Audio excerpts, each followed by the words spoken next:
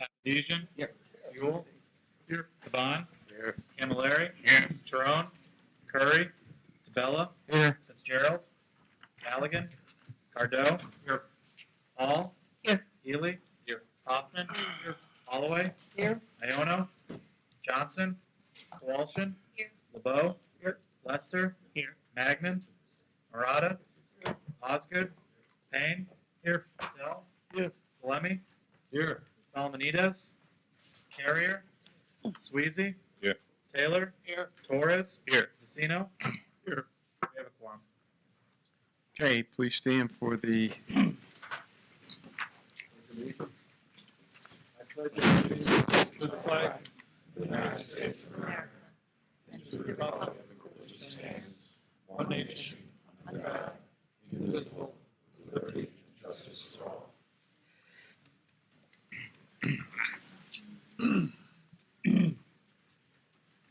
Before we get into the agenda, I'd like to take a moment of silence in the passing of Marty Corneen, who is a member of our Board of Finance, served as a member of the District Board for several years, and spent the better part of 30 years, 25, 30 years, just let's say 25 years. He was accepted into the 25-year club last year. And he passed away several days ago, and I'd just like everybody please to take a few seconds to remember Marty and his passing and what he's done in his participation at the Metropolitan District Commission.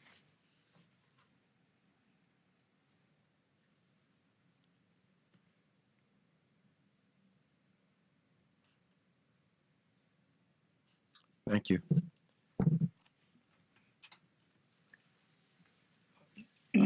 Public comments relative to agenda items.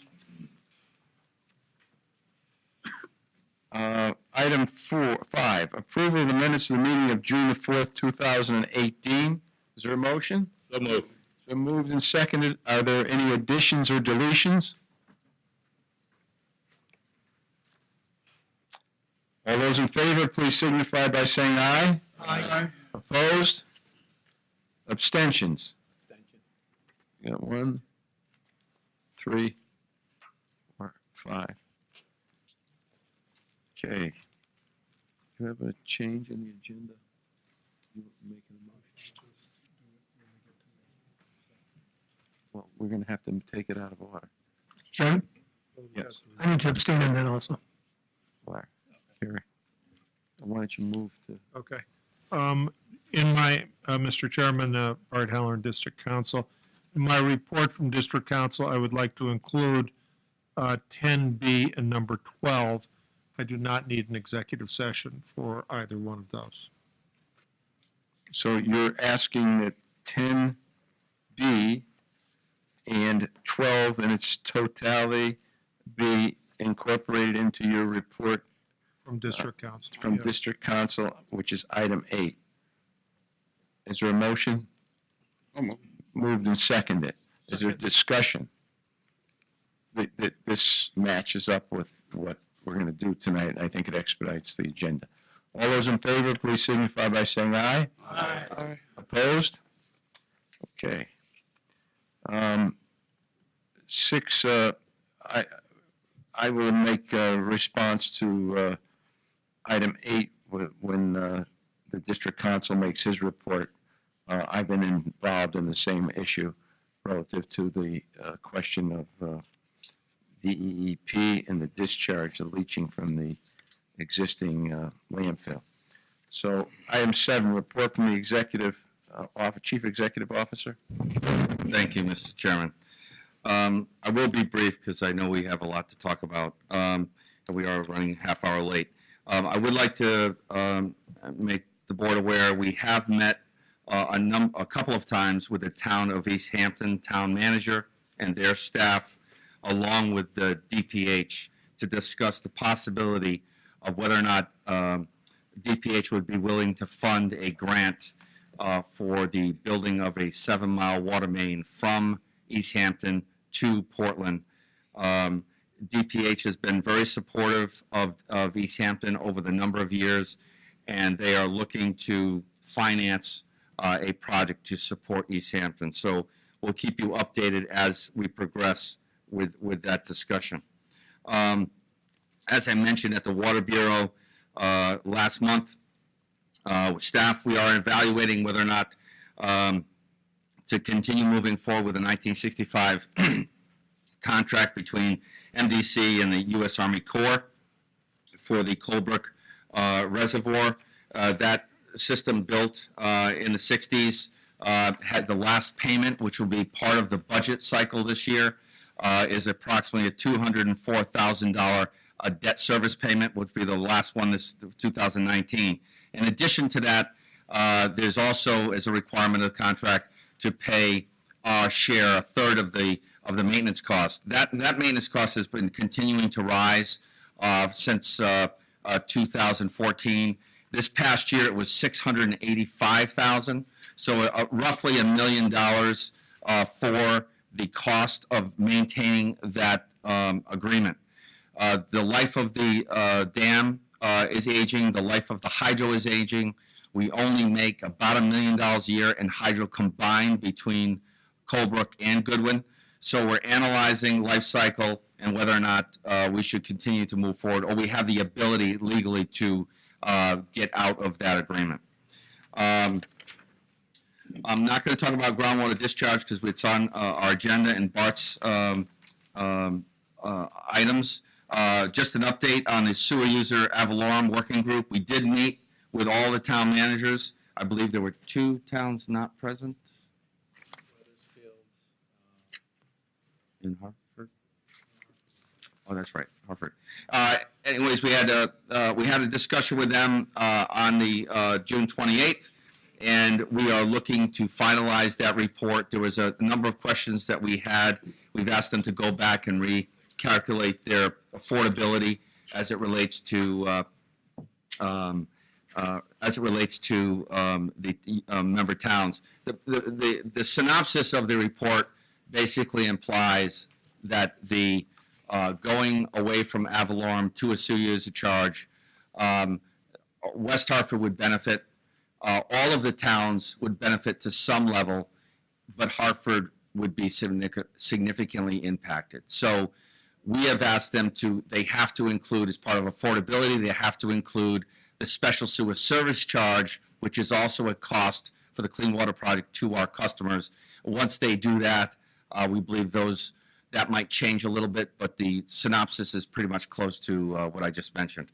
So we'll get back to you with that report. As part of the East Point Great Ponds development, as we've been talking about for a number of years now, probably 8 years in Windsor, we have had discussions with the developer.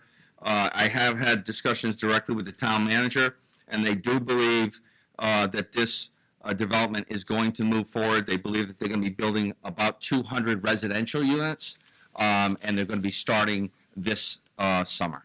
So we're waiting to hopefully see that project move forward.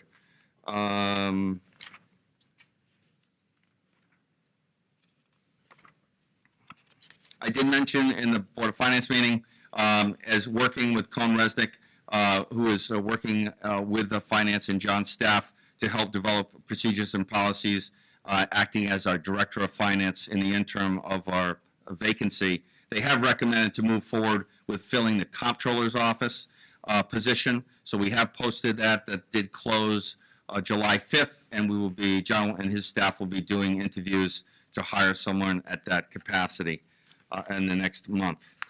And then just going to skim through here, Mr. Chairman. I believe that's it for tonight. Thank you. Are there any questions? No questions. Okay. Report from the district council. Thank you, Mr. Chairman.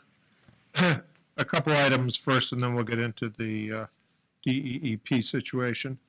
As you know, the last time I reported that we had completed the final report from the Water Utility Coordinating Committee. And that was a 2-year process with 24 meetings in which we evaluated the exclusive service areas, processes involved in the exclusive service areas, the number of water companies, the types of water companies, evaluated the effect of stream flow regulations on the amount of water available through water companies, and that report has now been submitted to the Department of Public Health. At our last meeting there, the person who was the coordinator, Janine Gouin, who did an outstanding job from Malone and McBrome, presented certificates to those who had actually made it through. And in the central region, we had tremendous participation. We did it at the MDC at the training center, made that available, and we had at least 12 people and as high as 20 people participating in every meeting over a 2-year period.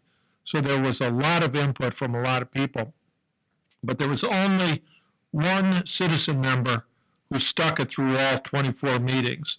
And she was presented with a certificate at that, our own Julie Allen here, who received a certificate that says, in recognition of her outstanding contributions to the Central Region as the lone member of the general public to stick with the process for the full 24 months.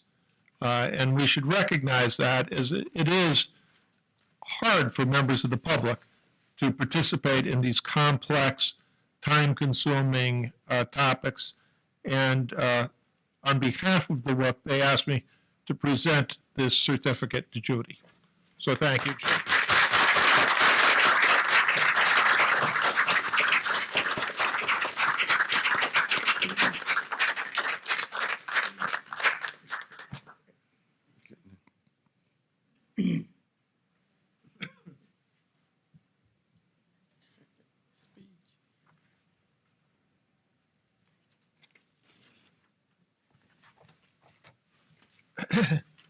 Second thing I will tell you, I participated briefly in the ad valorem study concerning the sewer user charge and the possibility of different methods of funding ad valorem. And what I advised all of the participating towns was that under our charter, we are able to use an ad valorem system that is based on tax collections by each of the member towns. If you're going to change that from tax collections to water usage and try to use an ad valorem system, you would have to get a legislative change. We should have learned a lesson from the Glastonbury case, in which we have to be, the interpretation of the Supreme Court was that our powers are limited. And I certainly would not want to take a chance that the entire ad valorem system be struck down because we're using the wrong system to collect it. So we need to be very specific, and if there is to be a change in the ad valorem system, it requires legislative approval. Oh, Bart, just one other thing. In the event that that was the case and we moved from the ad valorem system, because there's an exception in the federal law allowing us to do that, we would not be able to go back to the ad valorem system. Yes, and I also, Bill, opined that if you want to abandon ad valorem and simply go to a sewer user charge, that also would require legislative approval, because it is not clear from the ability to write for us to charge a sewer user charge that that was ever intended to fund the entire system. And again, you would be taking an enormous risk if somebody challenged that. And it could really cause financial chaos. So that was explained to the member towns. I do not believe that this board, and my advice to this board would certainly be, do not attempt to change that without legislative approval. Secondly, there was a decision by the Supreme Court concerning municipal unions that does apply to our unions. And I asked our HR director, Mr. Zeich, to notify our unions of this. He did so, and under the Supreme Court decision, we have to receive affirmation in writing from each member of the union that they wish to have their union dues deducted from their paycheck. It actually requires affirmative obligation on that. So he has written to them and given them a deadline of July 17th of 2018 by which to comply, or we simply won't deduct it. We can't, okay, under that Supreme Court ruling. Next, on the Patnod case, which is the class action on that that was brought, we have filed our motion to strike on the basis of immunity, statute of limitations. There has been the court has granted our motion to stay discovery pending resolution of the jurisdictional issues in that case. We are awaiting, they have a couple of weeks to file their reply brief, and then that will be the first thing that is considered in that case. That is necessary to do in order to preserve your appellate rights under any situation. As you remember, I've advised the board there is a real question on statute of limitations. It's a 3-year statute of limitations at best, in my opinion, and they are seeking to go back 12 years. I don't see how you can do that. But we'll find out. Do you have something, Mr. Chairman? I just want to, when you get into the final issue. Okay, I'm just about to start that now, which is, do you want to start it off? Yeah, let me start it off. This is the issue of the leaching into our sewer relative to DEEP and some of the discussions that have evolved out of the fact that the state is now almost 2 years in arrears on paying the district. Bart will go through the legal aspects and some of the other ramifications. In front of you, because we finally got a meeting, we had communications with the Commissioner of DEEP and the Attorney General's office. We had a Friday morning conversation at 8:30 with the Commissioner relative to this whole question, and that the board was going to deal with it this evening. We had extended an invitation to the Commissioner and or staff to come before the board. What they did is they requested that they write a letter under the signature of the Commissioner, which is in front of you. It's from Energy and Environmental Protection. It's dated July the 9th, 2018. It would make sense for you to spend a moment to read this. It's only 2 pages, and we will respond to some of the accusations and also response from DEEP. But more importantly is to give you a total update of where we stand right now. And Bart's going to proceed in that process. I wanted to, in the meeting Friday morning in the telephone conversation, because we had met, I believe it was April 5th, and we really hadn't had any progress since the April 5th meeting. And I just wanted an update on a few of the issues. Primarily was, are they still pursuing another alternative than MDC for the disposal of 80,000 gallons a day, roughly, I think it's what, 1 million gallons a year, Bart?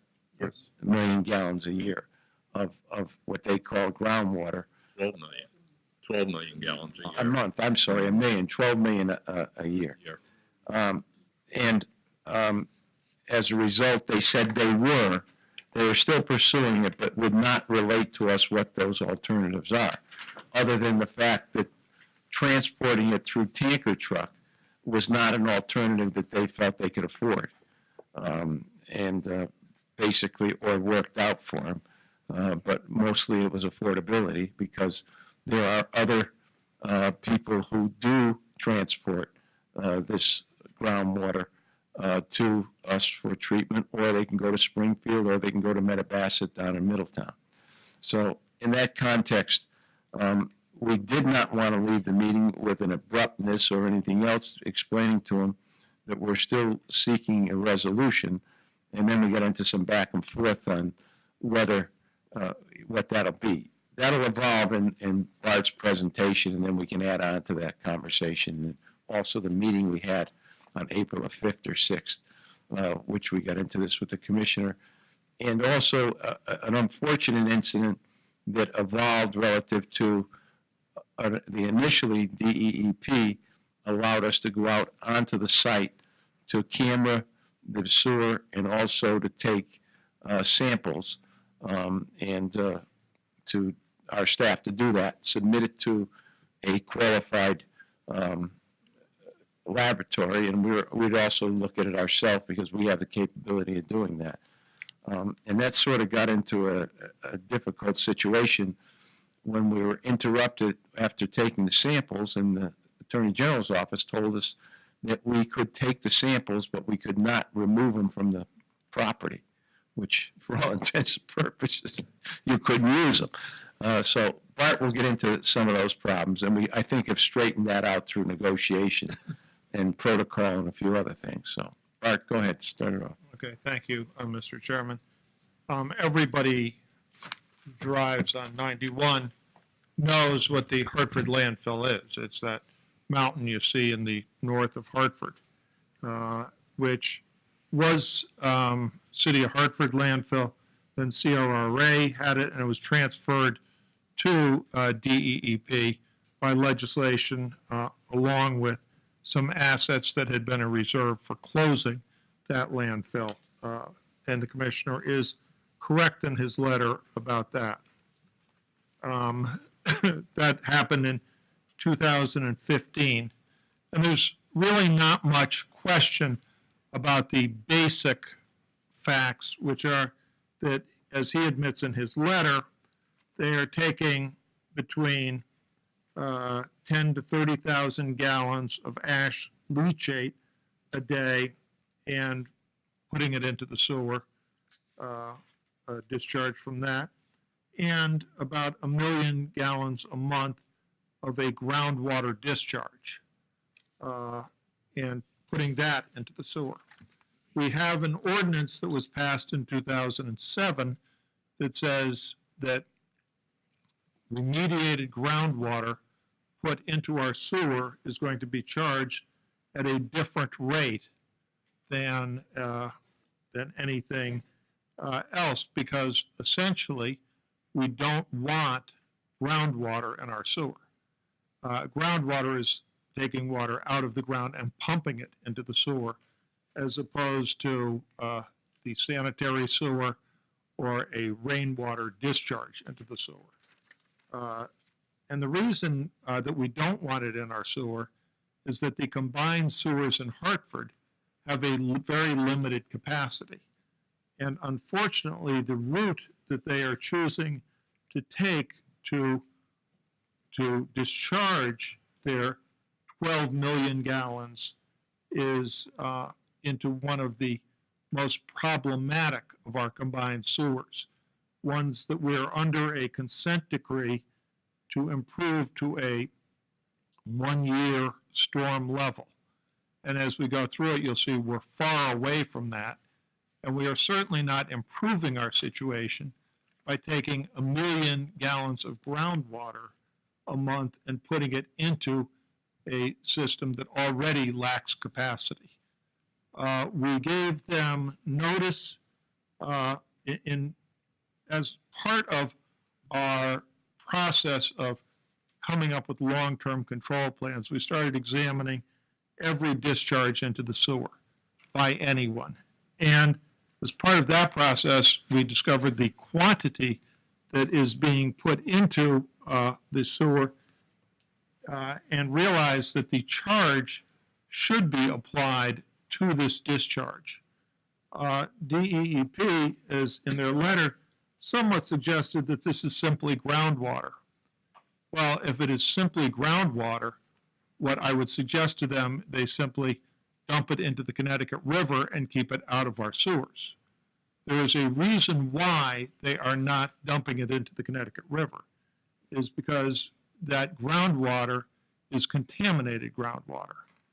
Now, surprisingly, DEEP is suggesting that they should not have to pay for putting this unremediated groundwater into our sewer, that our ordinance should only apply to remediated groundwater.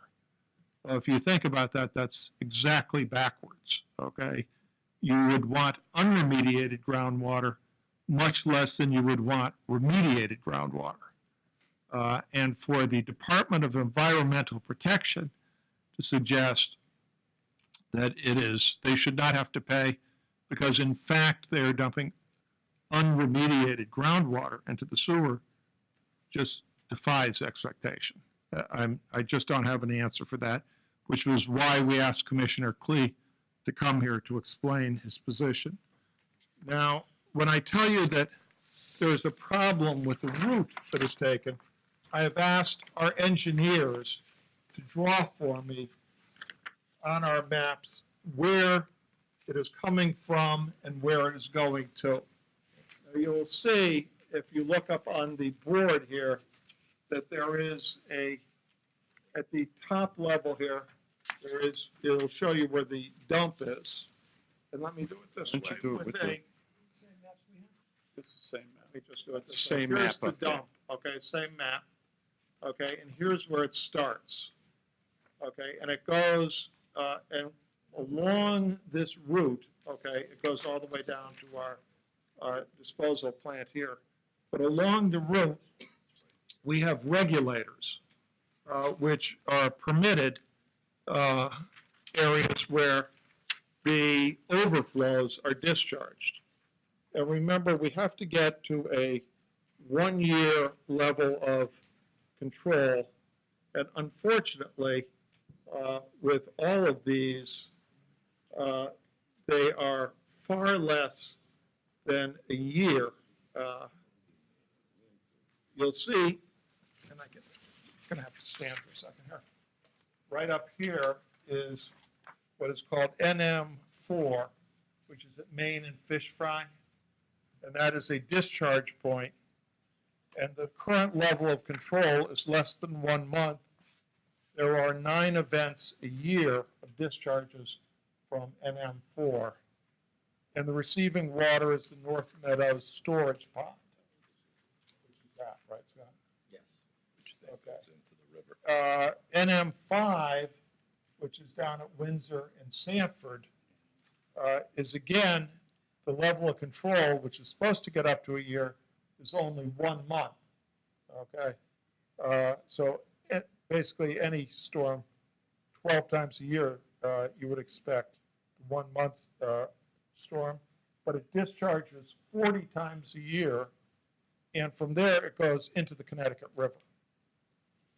The NM10, which is down at Market and Trumbull, Also goes into the river. is again less than a month level of control currently, and that discharges 49 times a year and goes into the Connecticut River. P1, which is at Commerce and Sheldon, is less than a month, and again, it discharges 49 times into the Park River conduit, but then into the Connecticut River. And the last one, Massac and Von Block, is at 1 month, okay, that's down here, less than 1 month capacity, and discharges 47 times a year, again, into the Connecticut River. So what is occurring with the current disposal system that DEEP is saying in its letter to you is, let me get it exactly. They maintain that the current method of discharge from the Hartford landfill to the wastewater treatment facility is environmentally appropriate. Well, if, I suppose, the sewers never overflowed, that might be an argument. but it is the Department of Environmental Protection that designed the consent decree with us that mandated that we change this very sewer so that it stopped discharging as frequently as it does, something they obviously know, and it creates a problem for us, both environmentally and legally. And the problem is that the MDC is responsible for discharges from its sewer system into the Connecticut River. And we now have a part of these discharges, which is 1 million gallons a month, which we know contains excessive levels of ammonia. And the fact that DEEP has granted themselves abstinent a permit which says that they can have unlimited amounts of ammonia doesn't help us necessarily. And so we are exposed because we are overflowing some 49 times from all these various locations into the Connecticut River with higher levels of ammonia than is permissible under the EPA guidelines. And it is anything but environmentally appropriate. Now, we have asked DEEP, what alternative can you come up with? Because you can't both tell us that we have to change and stop having overflows at these CSO sites and at the same time put 1 million gallons a month of contaminated water into the sewer that you're telling us can't overflow. It creates an impossible situation. And to date, they've refused to tell us what, if any, alternatives they are considering other than to say that trucking it is not appropriate. To be clear, the charge that we asked from DEEP is very similar to the charge that we asked from Triumph. You will remember, those of you who were here on the board at the time, when we discovered that they were making a discharge into our system. We have some 20 other entities that are paying the charge for putting groundwater into our system. To be clear, we don't want groundwater in the system. It absorbs capacity. In particular, we don't want some kind of contaminated groundwater in the system, which is then discharged when you have an old system that overflows. They have taken the position that, that this is a new charge. That is not correct. It was a charge that was passed in 2007. We are not seeking any charge for any amount retrospectively. It was only after we notified them of this discharge that we wish to be compensated, and that we wish to develop a plan to stop this discharge, so that we can completely treat this in an environmentally sensitive manner. We have unfortunately gotten nowhere. What we've gotten is a motion to dismiss a monetary claim, a refusal by the commissioner to disclose what alternatives there are, or to work with us on creating some form of viable alternative, and simply an insistence that we accept their problem, which is that they have a problem at that landfill of contaminated groundwater that they obviously can't just pour into the Connecticut River, so they want to pour it into our sewer and make it our problem. That's all that I have, Mr. Chairman. Are there questions? Why don't we start over here? We'll start on the left and go around. Thank you.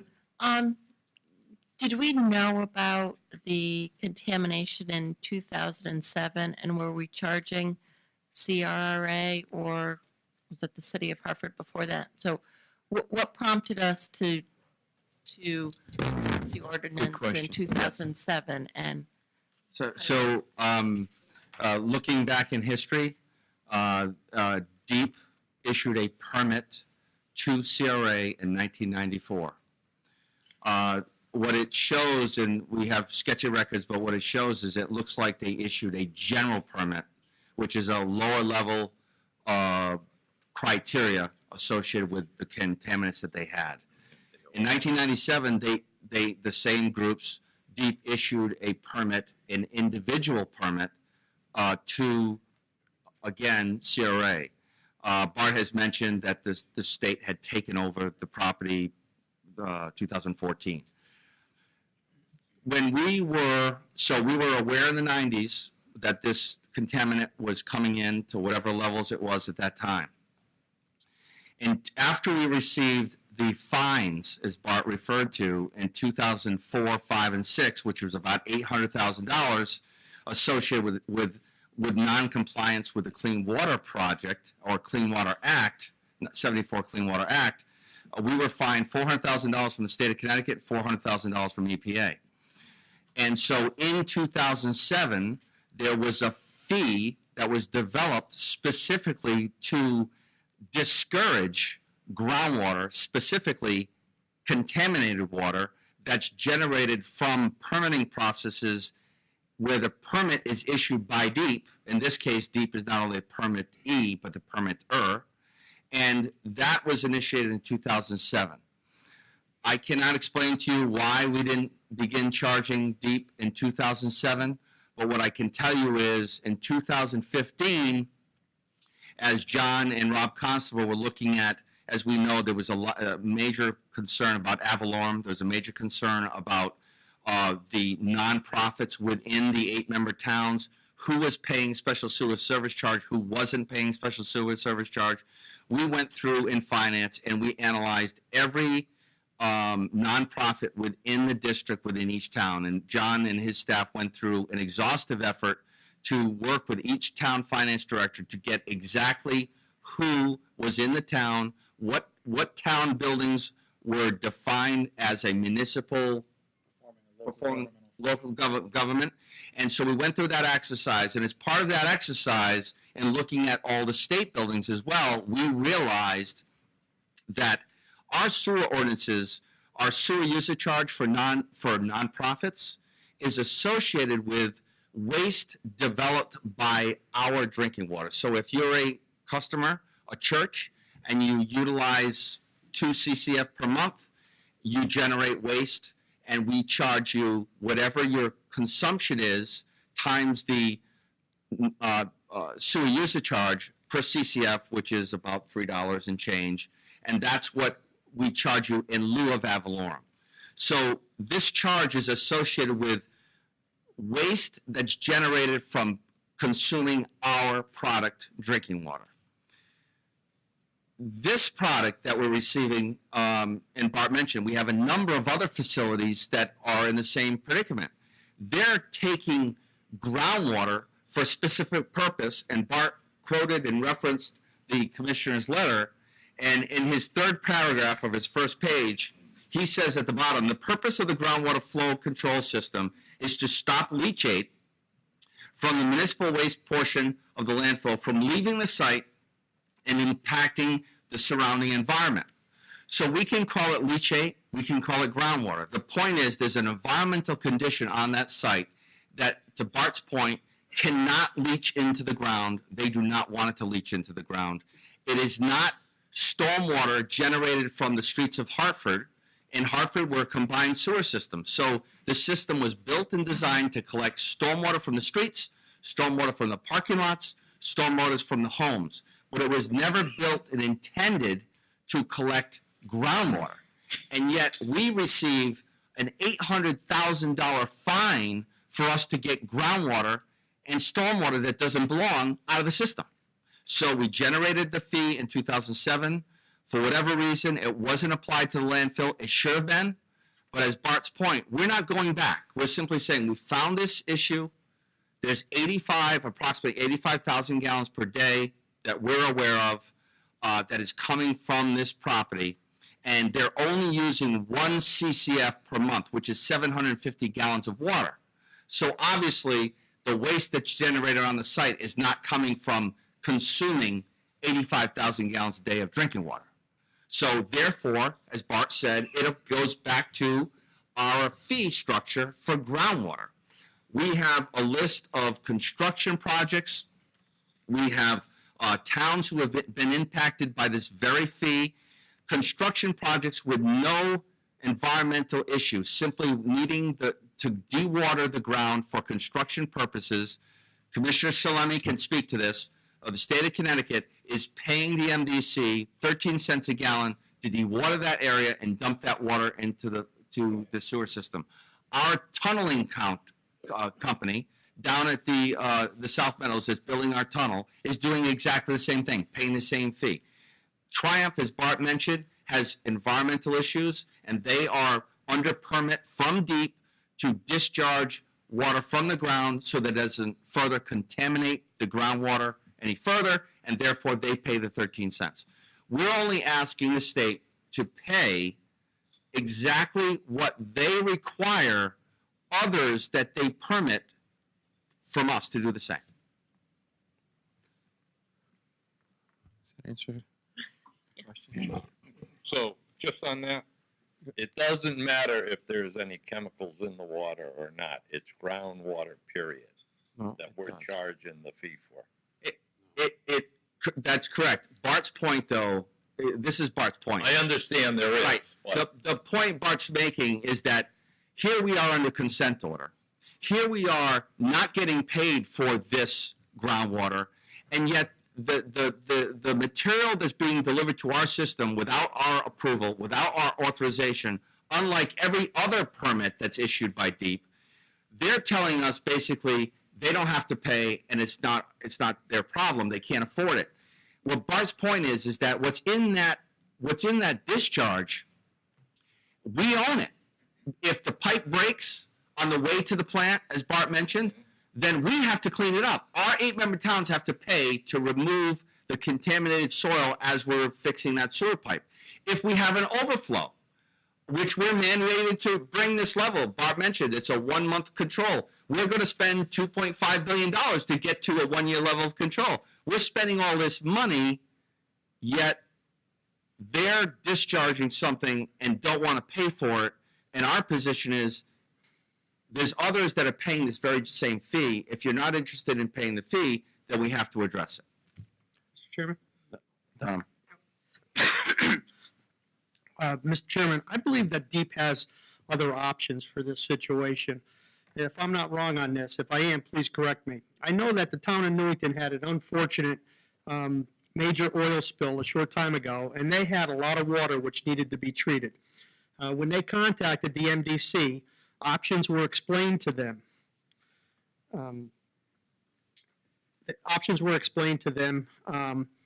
To the town, and the town had an option of pumping it into the MDC sewer line and paying the MDC 13 cents a gallon to treat the water, or use a private company to haul away and treat the water. The town of Newington chose to use the private company. They must have had a savings for them not to use the MDC. So it's important for the MDC to treat everyone the same. Therefore, if DEEP feels the MDC is too expensive, then they have the option to use another company for the groundwater coming from the Hartford landfill. It's not fair for the MDC's member towns and all of its citizens to continue to take groundwater from the landfill without getting paid the same as anyone else using the services of the MDC. This has become a major expense to the ad valorem, to the 8-member towns, and the tax-paying citizens, which can't continue. As a commissioner representing the town of Newington, I know that this situation needs to be corrected as soon as possible because we are putting a major burden on all 8-member towns, making up this expense from DEEP. And there are other options. They could treat this right at the site and then dump it into the Connecticut River if they choose. Thank you. Thank you, Tom. Just to quickly address that issue. That was one of the issues that we discussed, as I said, in the last Friday afternoon morning conversation with DEEP.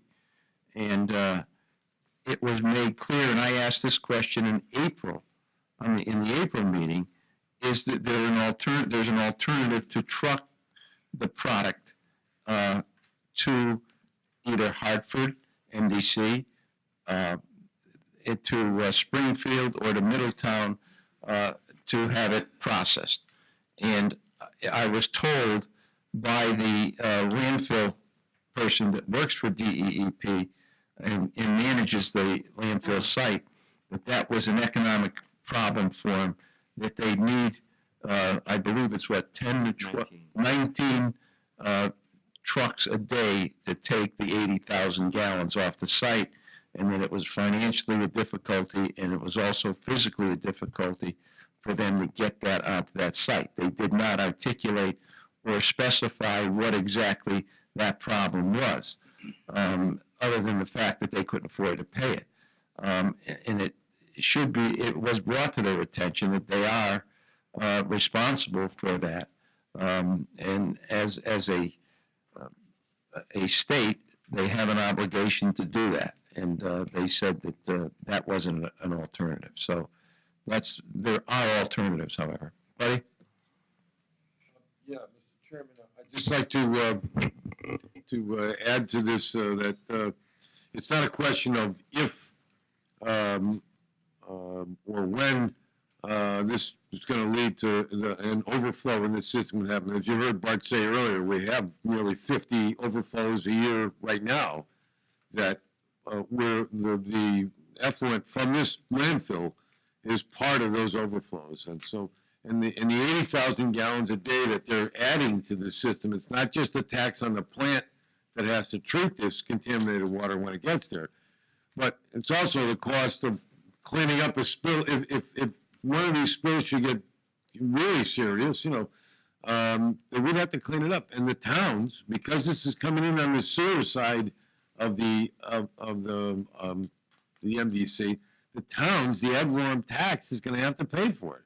So that's why the towns, I think, have a tremendous interest in, the outcome of this, what we're currently going through. And I do want to say that I know Scott was pointing this out. So we accept groundwater, which is, it doesn't have to necessarily be treated, it has to have dirt taken out of it. So sometimes on construction sites, they'll have what's called a frac tank, and you squeeze the dirt out of it and just get water. It's clean water, but it still takes up capacity at the plant, and it takes up the capacity in the system, in our collection system, where without that water in it, it may not overflow. Now with that water in it, we get a rainstorm, and the whole thing overflows, and that water is on the streets of Hartford.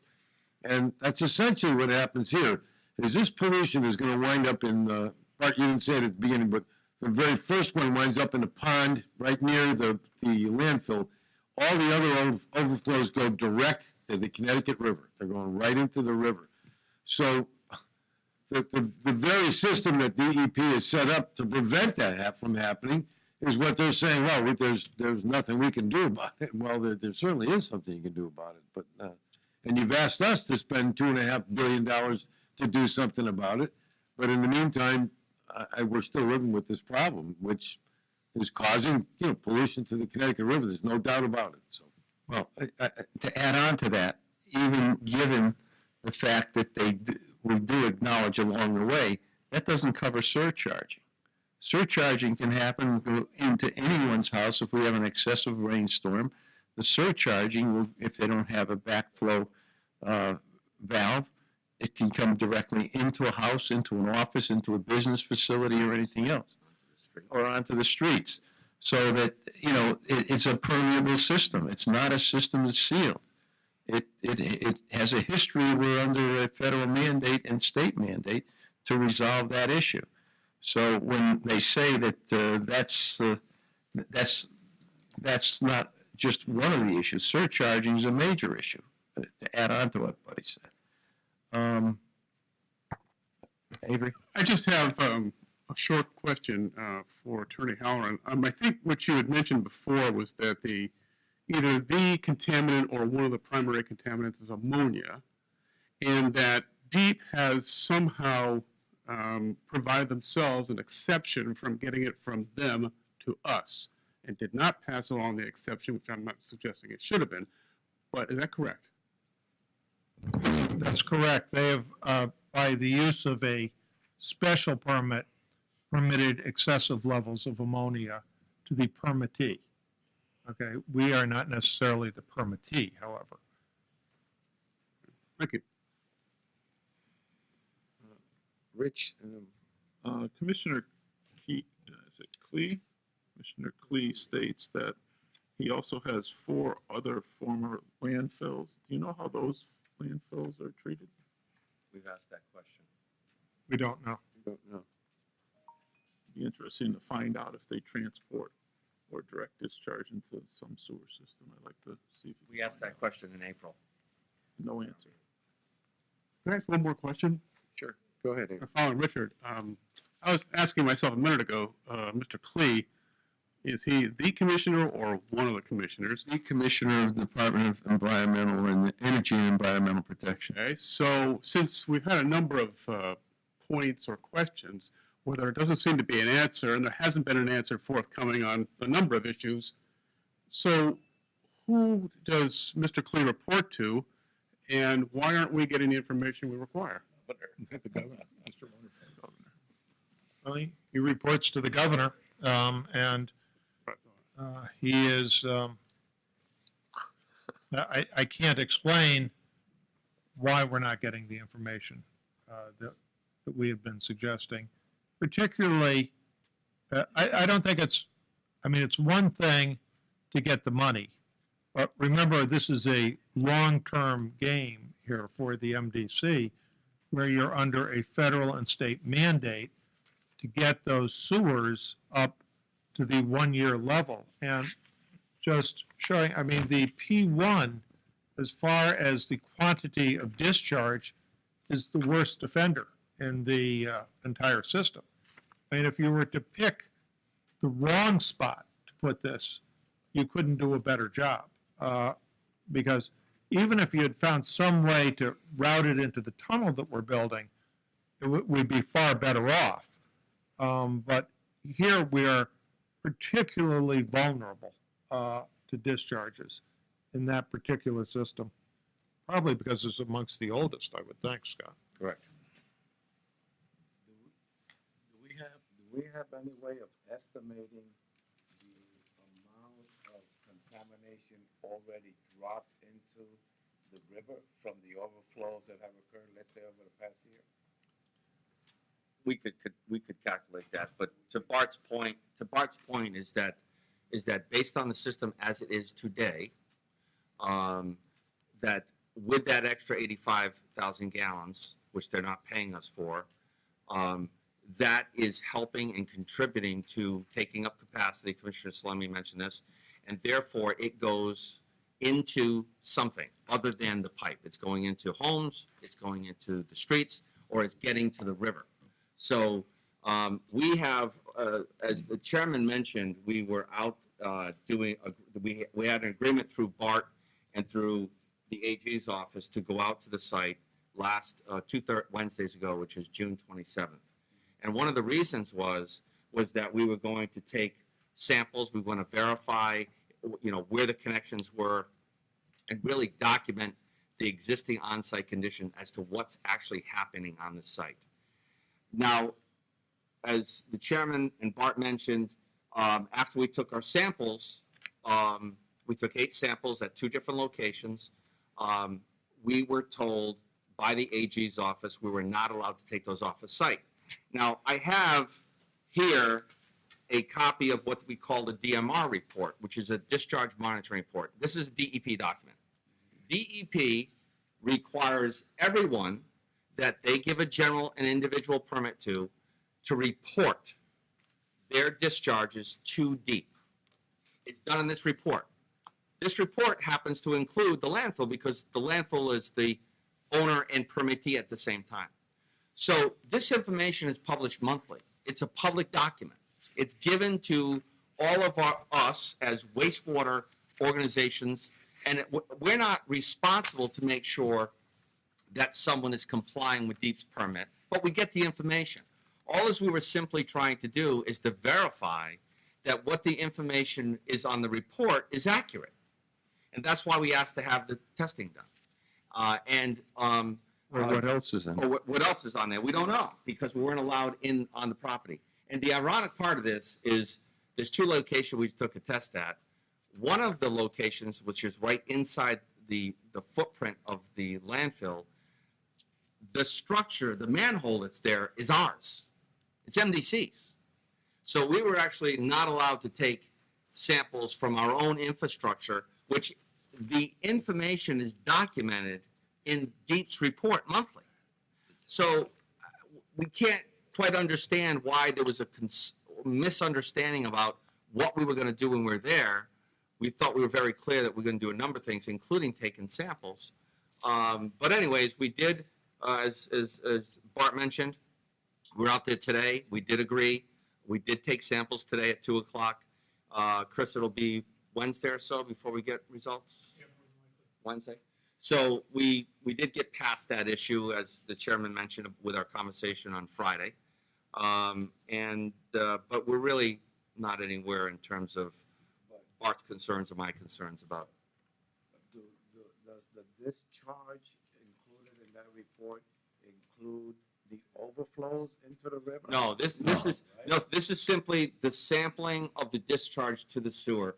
Every there's We haven't 36 or followed so. the rest of it. Yeah, everybody who gets a permit from DEEP is responsible to take samples and send those samples into DEEP, and then they generate this report. I understand, but my question was any way of measuring the degree of contamination into the Connecticut River from the overflows that are caused, So, not from the measured discharge. so we have 84. Bart mentioned regulators. We have 84. There's a 84, 86. We don't really know, but it's 84. And so, as you can imagine, when it rains, we're treating about 45 million gallons a day on a dry day, like a day like today. And when it rains, we're treating anywhere from 120 to up to 200, right? That's what the plant size for it today. So the only way to really understand what they're discharging is to be out there during that storm and taking samples right then and there during that storm. Because if you take the sample at the 84 regulators, you've got 120 million gallons of water coming in at these different locations. So it's very difficult. That's why it was so important for us to get the samples at the facility. And we would want, to your point, Commissioner, we'd want to take the samples during a storm at the facility. But to Bart's point, we know the system's not large enough. So we know that 85,000 gallons of that contaminant is getting into the streets of Hartford, the homes of Hartford, the businesses of Hartford, and then eventually leading to the river, Connecticut River. Rich? I want to be clear. The minute that effluent gets into our system, it's ours. Mhm. They have no liability. It's our liability. Normally speaking, the permittee, if it's not permitted, would have liability, but we also would have liability. In this case, because DEEP has given themselves a permit which allows this, they would not, they have the authority to do that. I mean, that could be challenged. But, even if we're not challenged by DEEP on this, we certainly can be challenged by a clean water advocacy group. That's happened in Springfield, for instance. They've sued Springfield over their discharges. It is not unreasonable to expect that eventually we're going to get sued over this.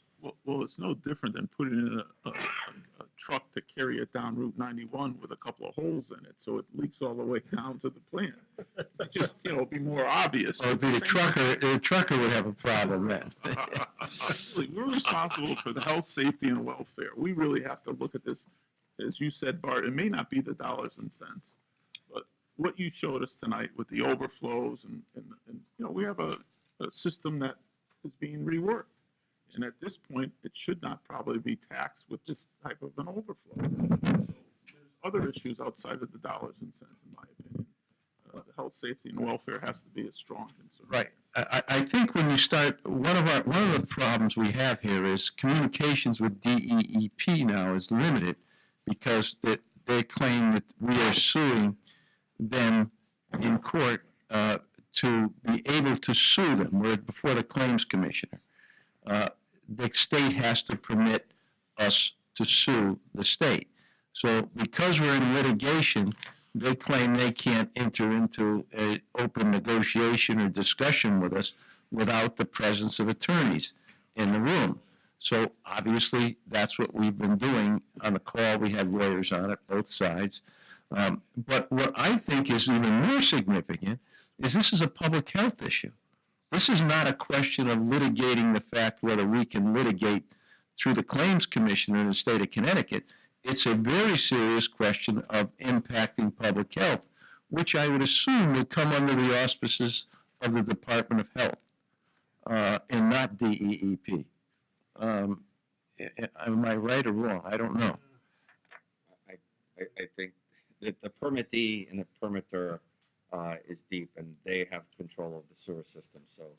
Well, but they don't have control over the sewer system. They, No, but in terms of permitting, so, that's the challenge. DPH, this is not their purview on the sewer side.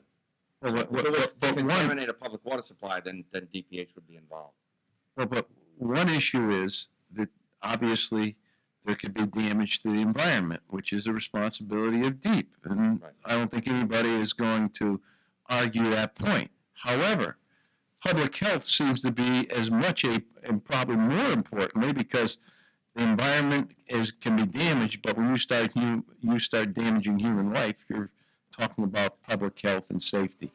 And I don't know whether the Department of Health isn't a major player in this issue also to protect that issue. It's in drinking water they are. Why would they not be in something that comes out of one of our sewers and causes physical harm to a population? Why would they not also? I don't know the answer to it, but the logic, I think, follows that public health has got to have some obligation in this process. So. I saw some other hands. Who? Commissioner Hoffman, and go ahead, Al. Thank you, Mr. Chairman. Just to clarify a couple of things. Scott alluded to a particular sewer at the landfill, some kind of a collection manhole, call it whatever it is. Is that a single site connected to the landfill? So the landfill has, in terms of structure, it obviously has, there's two land areas. One is the area northeast up along the river, and that's the ash area. That area has a liner underneath it. So literally, they put a liner down on the original ground, and then they put the ash on top of it.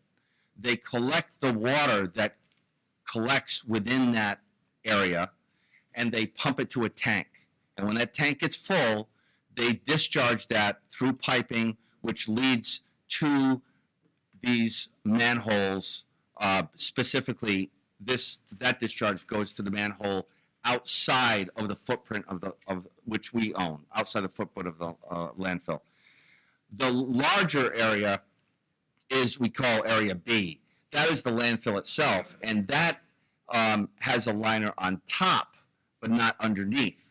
So that area is the majority of the water that rains on top of the landfill just sheds off, and you see those gullies along the sides, along the highway. So that water, sheet flow they call it, that runs off of the ground and into the drainage ditch. But underneath is where they refer to that as contaminated groundwater, leachate, whatever they want to call it. But it's basically water that either gets through the membrane or is generated from the waste, and it is it is leaching down into the ground. And because there's no membrane, as the river goes up and down, they're concerned about this contamination affecting the Connecticut River and the ground. So they collect that, and it gets drained by gravity to a manhole on the property, which is our infrastructure, and then it goes off of the property, and there's about 100 feet, and then there's another manhole where both of the waste streams combine. So that's and then there's 3 small buildings on the property which have water meters. 2 of them are City of Hartford's. One of them is this treatment building that Deep operates. So we're able to collect into our manhole, and by extension, some pipeline. We're able to collect a certain amount, but we're not able to collect a certain other amount that could be leaching just by gravity into the Connecticut River. Correct. Yeah, well, yes, thank you. And I just think that that's a larger issue, because all that might be leaching into the Connecticut River clearly is not MDC's problem. And not only do we collect some of this groundwater or untreated sewage or whatever it is, not only do we collect it, but because of the system and the amount, we have these places along the road to the sewer processing plant that overflow. So, I mean, the whole thing, it just smacks of amazing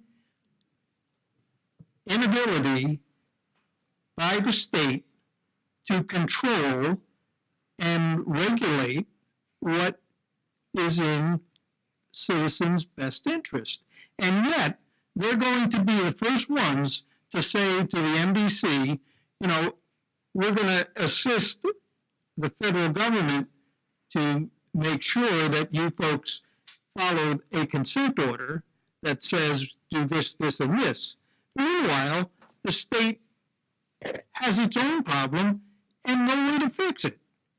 And then when we go to collect our fees, they turn a blind eye. It's just amazing to me. It's just amazing. I don't even know what to say as a question. We agree. Is there any damage to our infrastructure being done? Yes, we have, back in April, I believe it was April, we went out there and we took video pictures of our sewer off the property. So that manhole, it's about 100 foot off of the gate of the landfill. We took pictures. It's been in my monthly report ever since. We provide that document to Deep. Betsy Wingfield gets a copy of that every month. Carrie Martin sends that over to her. And then we just recently, in our visit this past Wednesday, June the 27th, we took, one of our goals to get on the property was to see if the tuberculation is occurring inside on the property at that manhole, so that we could verify that the tuberculation off the property is being generated from on the property. And we've confirmed that. We've got those pictures. And so that is will be in my monthly report. And that we don't know what that number is, but we do know that nothing's cheap to fix. You know, it could be upwards of 100,000. I don't know. So even if they were paying the 13 cents, it's probably not even worth taking this material, because it's going to contaminate, it's going to corrode our pipe systems because it's so contaminated. And our infrastructure is certainly going to cost a lot of money to replace. So we've got to do something different. Before I call Ray, any other questions? Mr. Chairman, what are we looking from the board today in terms of future actions or direction? Well, I mean, I think we got to get some direction from the board on how we deal with this. Do we deal with it One of the problems we're having is that the process is rather cumbersome to deal with because we have to go through attorneys. They won't talk to us about a specific solution to it without going through the attorneys because they claim we're in litigation and that creates some legal problems. So that means we've got to have lawyers there to discuss this between our two staffs, which creates some problems. So we're going to have to get some direction.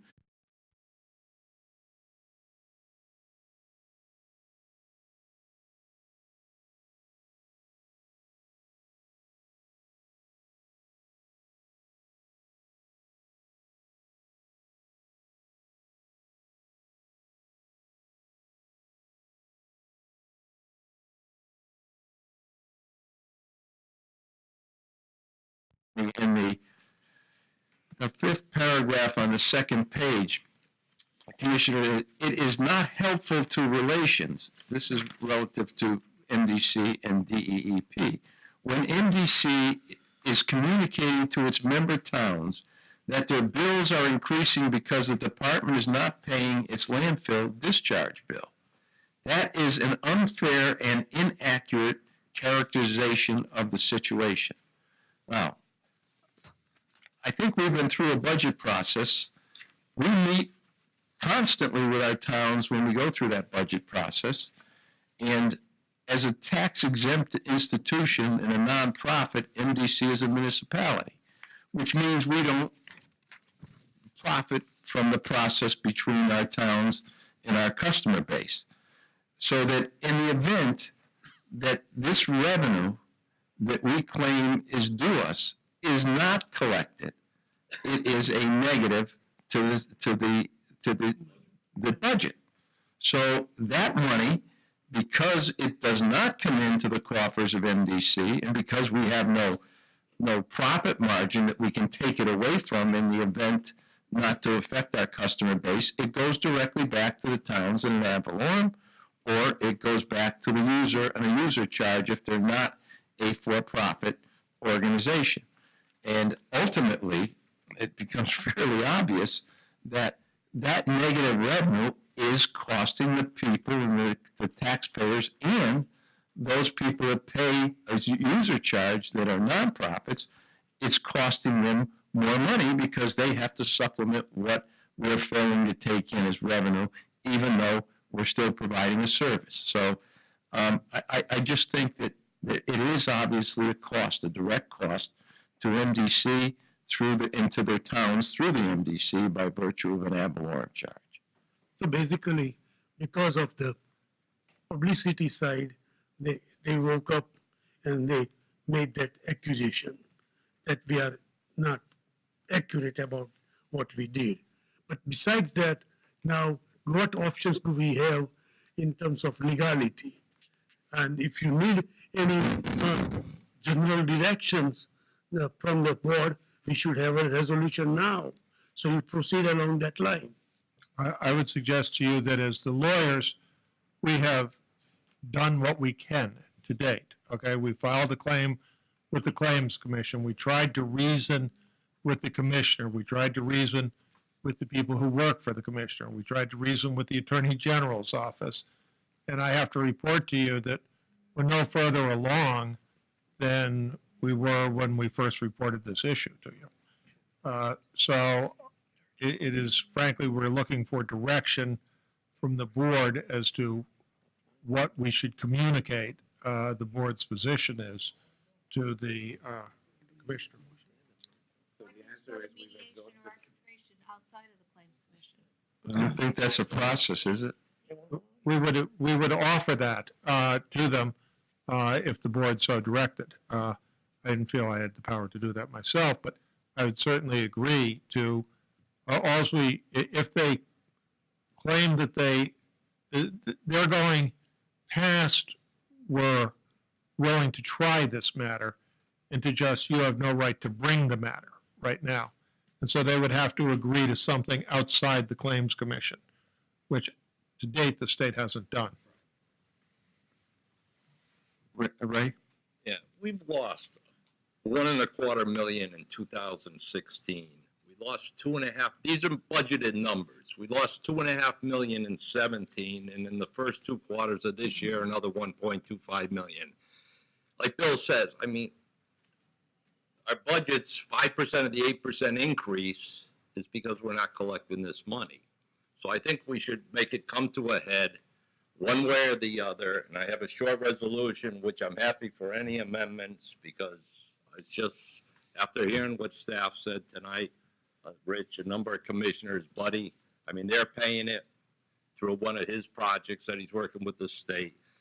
Be it resolved, the MDC Council is instructed to inform DEP that the continued discharge of groundwater and leachate into the sewer system will not be permitted after September 1st, 2018, unless A, long-term abatement plan is developed between the parties, B, MDC is paid for the outstanding charges for discharge of groundwater and leachate from the landfill to date, and a commitment to pay future charges is made. So that gives them 6 to 7 weeks to negotiate with us a final, that was period. I second the motion. That will give them, I mean, we got to make this come to a head. Yes. This is, I mean, Scott, if you go into this media clip thing we got tonight, in February, you might want to throw darts. There's a picture of Scott and myself. But, I mean, this whole thing was brought to water. It's come to this board a number of times at every budget. We know it, and it's not even the chemicals in the water. It's just this groundwater discharge they have to pay. The other state agencies are paying it. Private corporations are paying it. Pay it. Or, if you don't want to pay it, you do like the town of Newington did. You truck it, you ship it, however, to another facility. You can go to Springfield, you go to Matt, if you work a deal with them. But they charge the rates the same thing almost anyway. So, I think, Bart, it's time we come to a head and instruct you to go ahead and send them a letter.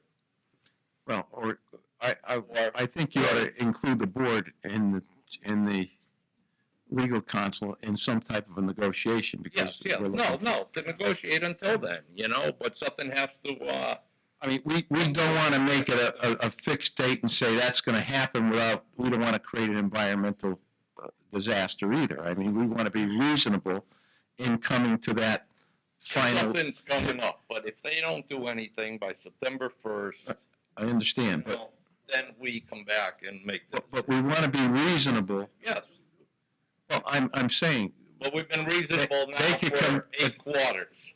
if they come back to us and say, well, this is what we're trying to accomplish, and this is how much time we're going to need to do it, That's and fine. da-da-da-da-da, that's part of a negotiation. With a date. For the day. You know, permitting requirements that require 13 cents for everyone they permit except them, and with the amendment issue, and the ridiculous audacity of this 5th paragraph.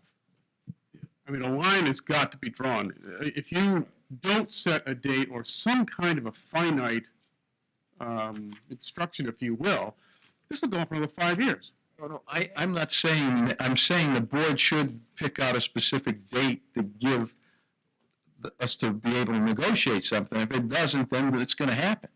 I understand Will that. not be permitted to Haven't gotten after information. September 1st of 2018. That's what I'm saying, yeah. It's fine, he has a date.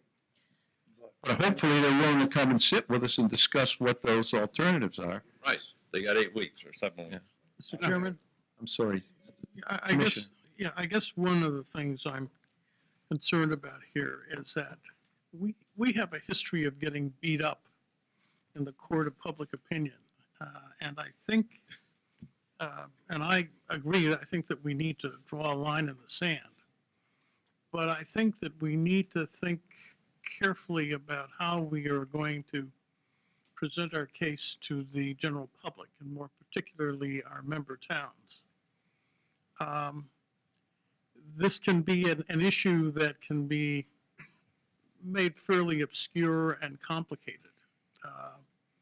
And I just think that we need to gear up and make sure that we get our case out there and we state it clearly and concisely, and if we have to simplify it, so be it. But if we don't do that, I think we're going to be arguing against ourselves. Lou?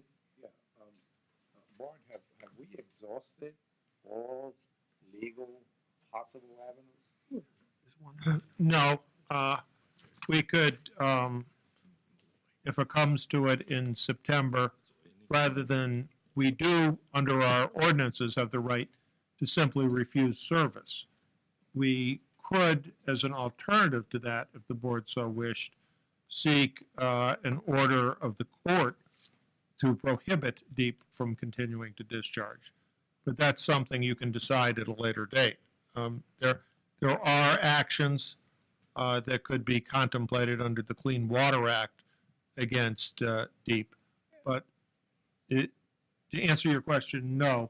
But as to the, we are at a bit of a stalemate on the issue of being before the Claims Commissioner and DEEP's willingness to make any payment for their discharges into our sewer system.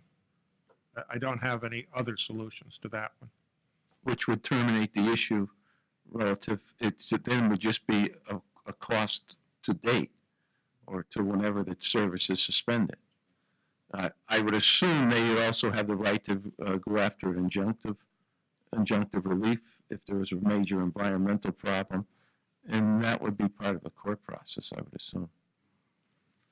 Just Right. to Al's point, I don't see how any of the towns, our member towns, could be against this, because for the last three budgets, the town managers, the finance directors, whoever John is, I mean, they come here with the mayors and stuff and go through the budget with us.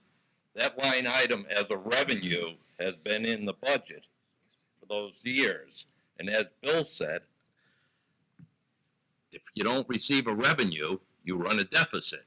So, I mean, the town managers, I would think, would be, and the finance directors would be 100% in favor of this to finally, hey, let's get the revenue or take it out of the budget, and you have to have a smaller budget, or, you know, you don't run a deficit every year. This is the third year we're running a deficit on this line item. Gary? I don't disagree with either of the points, and I generally agree with the proposal that you've just put on the floor. I'm not sure that September 1st is the right date. This is the summertime. The DEP, as we know, operates very slowly, even when they're trying to do something. It might be a little better to put it off another month or so. That's one suggestion. A second suggestion, and I agree with Al, because I think what you're saying is we want to make sure we involve they would be on our side. They should be. The town should be on our side. That we involve the towns in that process. And the third thing I say is something that has not been said. You know, I entirely agree with my colleague, Commissioner Hoffman, on the absurdity of this whole situation and the irony of Department of Environmental and Energy Protection, Department of Energy and Environmental Protection, creating an environmental disaster. It's incredible. And you know, it seems to me there's an opportunity here, and this is where I was last meeting also, I think we should approach potential allies. And that is the environmental groups, the Nature Conservancy, the Sierra Club, the variety of environmental groups that are out there. They don't want to see leachate and a variety of chemicals dumped into the Connecticut River, either directly or through the sewers and then through overflow. I mean, it seems to me that, and if you're talking about trying to get the state to move and trying to get the DEEP to move, Hartford Courant doing an article about this would not be a bad idea. And trying to bring in some environmental groups who would comment on this in terms of what they are doing to the environment. See, Commissioner Hartford Courant did do an article, and they are here tonight. Buddy? I think in response to what Al, Taylor was saying, I mean, I would point out, the paragraph again that it says, it is not helpful to relations, however, when the MDC is communicating to its member towns that their bills are increasing because the department is not paying its landfill discharge bill. I think that's a not so indirect reference to the letter I sent to the member towns in January about why the budget has gone up. Ray was saying why the budget's gone up each year. And what they go on to say here is that it's unfair and inaccurate characterization of the situation, but they didn't say it wasn't true. And they know that it's true. But I think they'll say, well, you lost revenue, but what was your real cost, versus the revenue? So this argument could go on forever, to try to get to the answer to it. So I do think we have to put some kind of deadline on it at some point. Otherwise, it's just going to go on. It's going to go on forever. Inaccurate characterization to me is it's not true.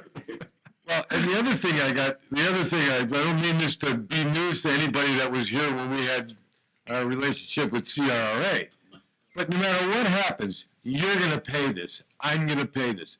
If the district has to eat this, then we're going to pay it through the ad valorem tax in the member towns.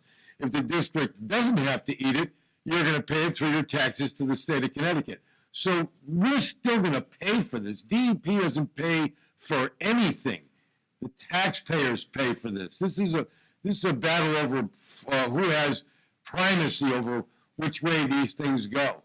And it's obvious, I think, from our comments from our council that since they're the ones that issue the permit, that somebody's got to point out that they're in a position where there might be some conflict of interest with respect to their own activities and with respect to which road they choose to go down if somebody else doesn't step in between, which is why I don't think arbitration.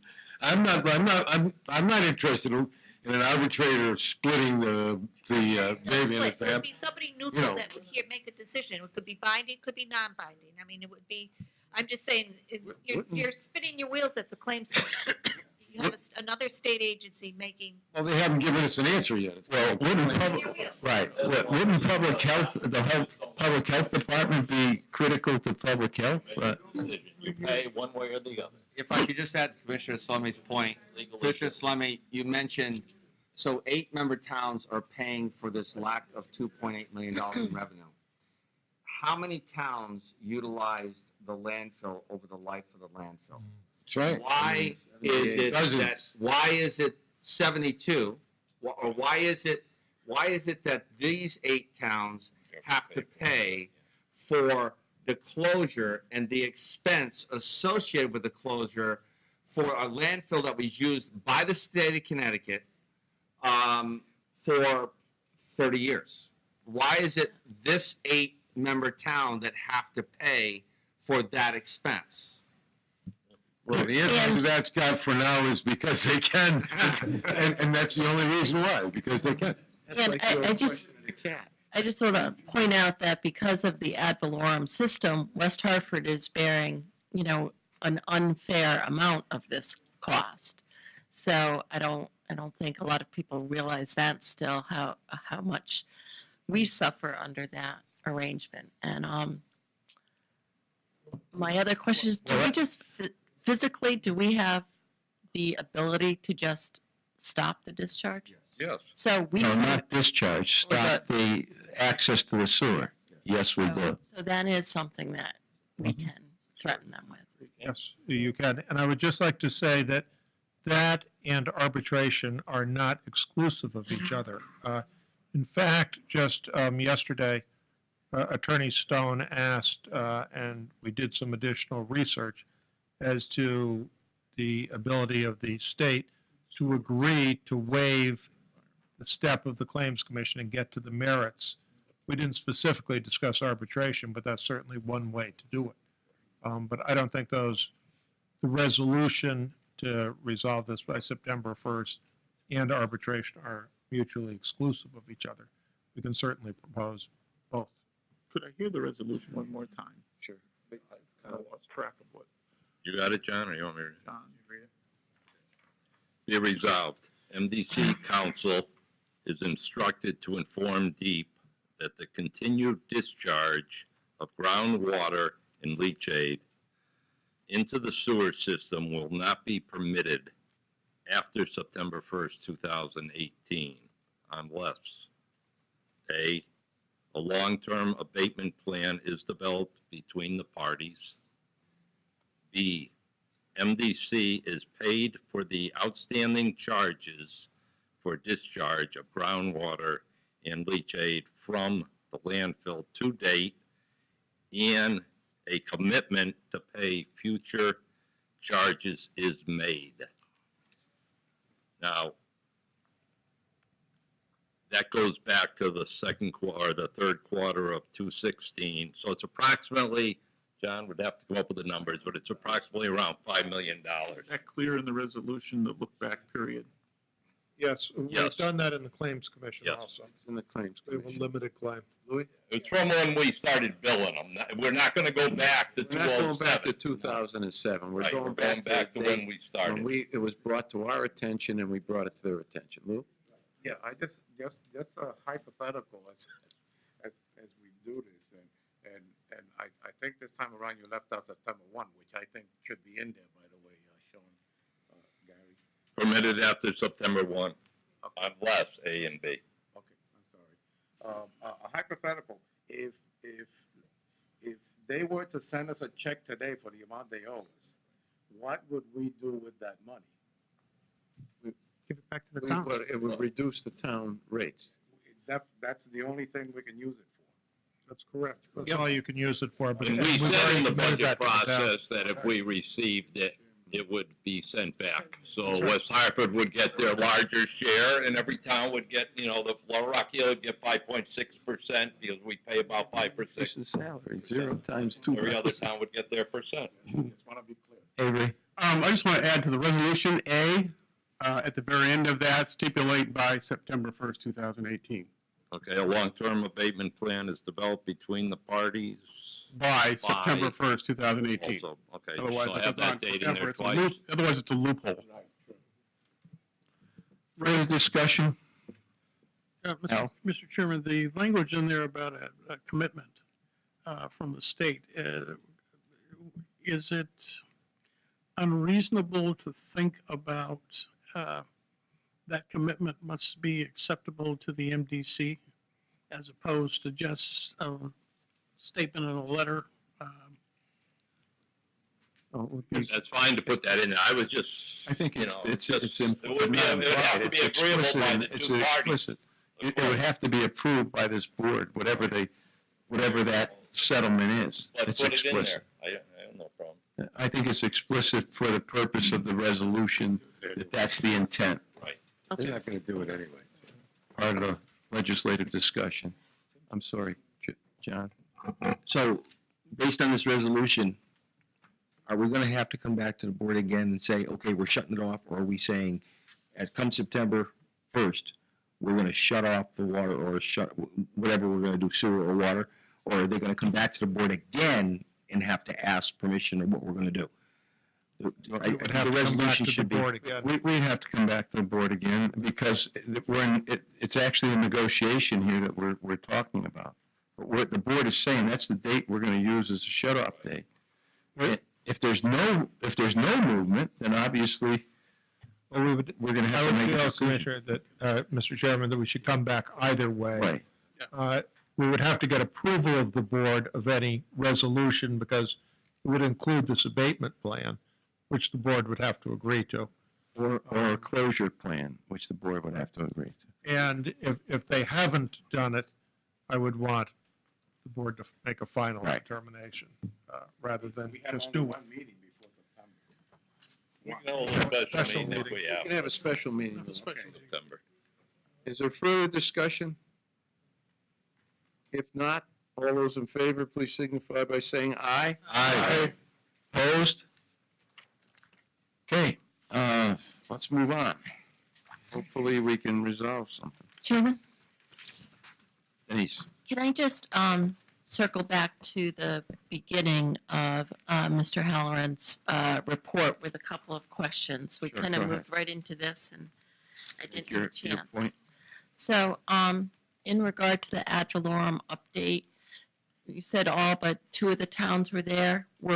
Was West Hartford Yes. in Yes, present? Okay. Yes, West Hartford was well represented. Okay, just double checking. And since it does require legislative action, are we also having these discussions with the legislators that represent the member towns? Are they involved in any of the meetings?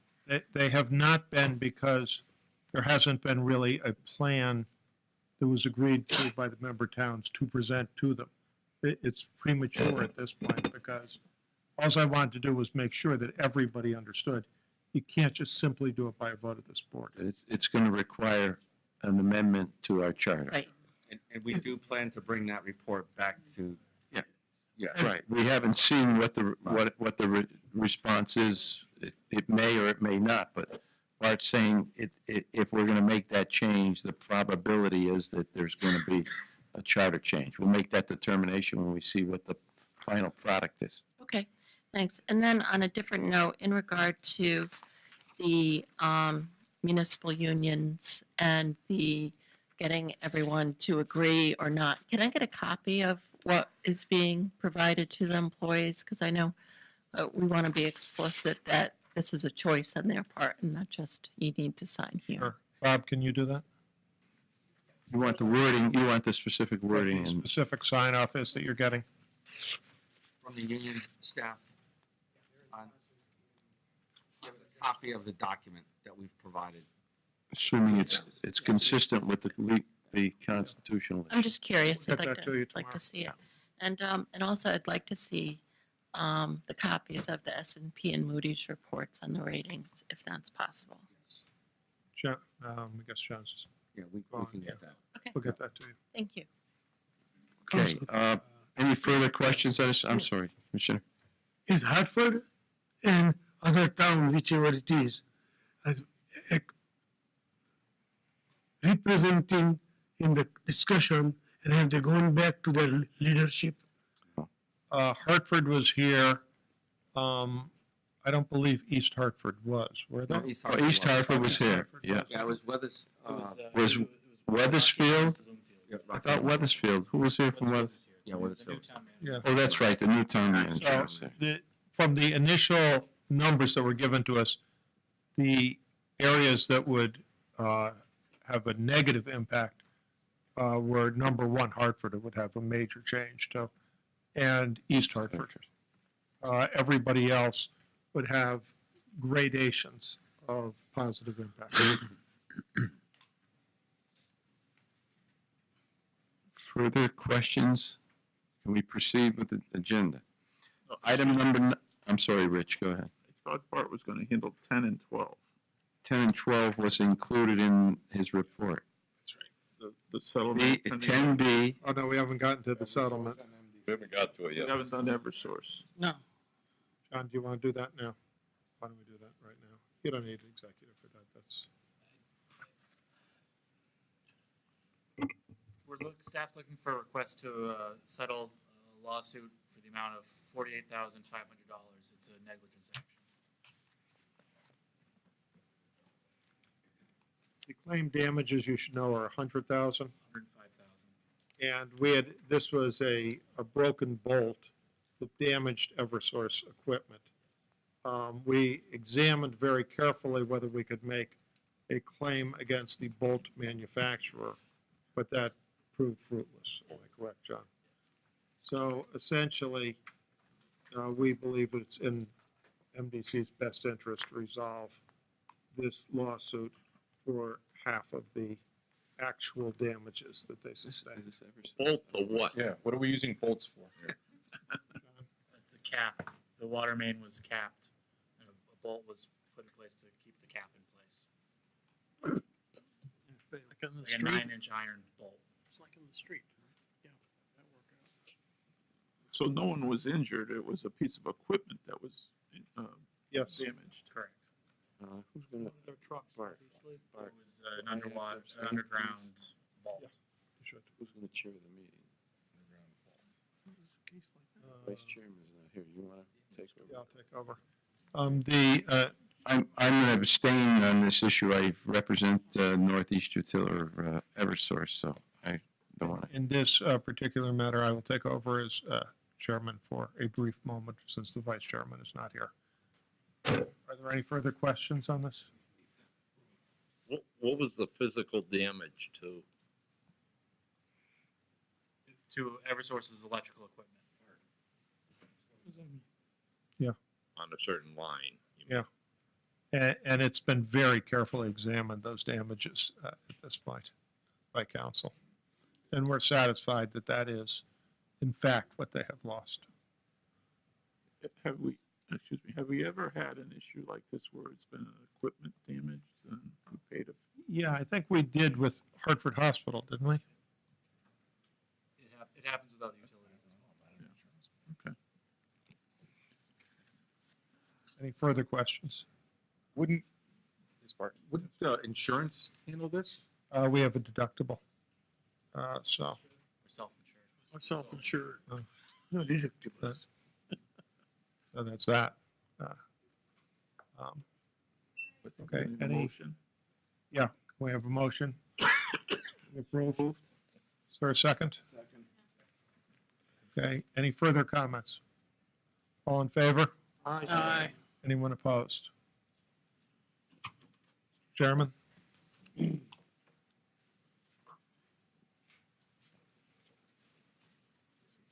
what are we on? Item 10A,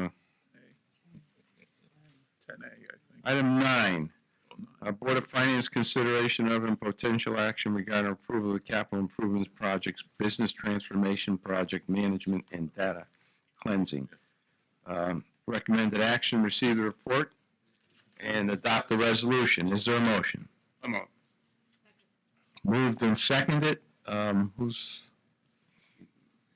Buddy? Passed the Board of Finance, unanimous with one abstention. Discussion? This is the SAP, Mr. Chairman? Okay. Well, I guess I have a couple of questions. I guess one of the things I would be concerned about here is to what extent we're going to deal with training with regard to SAP in terms of having on staff people who have a sufficient knowledge of the various modules so that we don't get caught short. Because these modules are being rolled out just about changes every year, and this is a never-ending story. So I would be very much concerned about the depth of our Some alternative to. paying attention to training and getting people on our staff who are up to snuff on this. The only thing I would mention, Commissioner Taylor, is that this project is separate from the HCL System Integrator project, and that training and all of that support of that is already under contract with HCL, and we will make sure that we have adequate training as part of our implementation, our re-implementation of the project. This is for support, program management support, and also data cleansing of our data prior to going live in the new system. And how much is the ACL contract? The HCL total value of that contract has not changed. We're still Can in you the tell me the amount? Oh, it was $13.6 million. So, and we've paid, what, approximately 6 million of that already? 5. 5? Okay, so we're still owe the 8 and now 7.5. The 8 So and this is a $20 million plus fix, the SAP, this time around. Correct. So we've probably spent 30, 35 million. I just hope we're doing the right thing. Because in the last 10 years, we've spent a lot of money, and now it's another $20 million here you're voting on. So, It's not- If I could just add to the commissioner's concerns, as we presented to audit, and those concerns were well registered. And the reason why part of the 7.5 million, 1.8 or approximately $2 million is for a contract directly with SAP to be our project manager to make sure that HCL, which is our contracted firm that implements the software, to be successful. We have actually written in milestones for the project manager, which is SAP, to make sure that this project is successful and SAP has their fingerprints and responsibility to deliver a completed project. We're following the same model that others in the industry that have had this very same problem with their implementation. And the remaining portion of that, as we mentioned at finance, approximately 2 million of the 7.5 is for the data cleansing, which is a specialty in itself. Our staff does not have the time or capable of doing that data cleansing. And then there is approximately a $3.5 million in a guesstimate because we're early on in this stage. What I did offer at the Board of Finance was it is roughly August of 2018, and we could amend this resolution to request the $1.8 million for SAP contract, approximately $1 million to get us from now until into early 2019 to start the process of developing data cleansing with the support of SAP, and then come back to the board requesting an actual amount that we know and we'd have more information.